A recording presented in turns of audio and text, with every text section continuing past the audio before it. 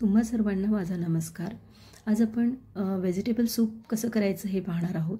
हल्ली मार्केटमध्ये खूप भाज्या आपल्याला बघायला मिळतात।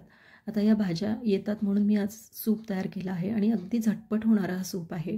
जेव्हा आपण संध्याकाळच्या वेळेला वरण भात करतो त्याच वेळेला हा सूप देखील तयार होऊन जातो। आता यासाठी लागणारं साहित्य म्हणजे मी पालक, पत्ताकोबी, फुलकोबी, शिमला मिरची, त्यानंतर कांदा, लसूण, तिखटपणासाठी मिरची, टमाटा घेतलेला आहे। आता हे सगळं कट करून आपल्याला एका भांड्यात घ्यायचं आहे। कुकरमध्ये जेव्हा आपण भात लावतो त्यावेळेला वरती आपण हे भांडं ठेवू शकतो। 3 शिट्ट्या झालं की याला काढून घ्यायचं आहे, थोडंसं गार करायचं आहे, नंतर याला मिक्सरच्या भांड्यात टाकायचं आहे। यामध्ये 5 ते 6 मिरे आपल्याला घ्यायचे आहेत। त्यानंतर चवीपुरतं मीठ मी यातच घातलेलं आहे आणि नंतर हे मिक्सरला वाटून घेतलेलं आहे। त्यानंतर आपल्याला गाळणीच्या साहाय्याने याला छान गाळून घ्यायचं आहे। गाळल्यानंतर याच्यामध्ये कुठल्याही प्रकारचं कॉर्नफ्लॉवर वगैरे घालायचं नाही। मीठ आपण आधीच घातलेलं होतं। तुम्हाला आवडत असल्यास तुम्ही यात चवीपुरती साखर घालू शकता। यामध्ये दालचिनीचा 1 तुकडा आणि कोथिंबीर घालायची आहे आणि याला छानसं उकळू द्यायचं आहे।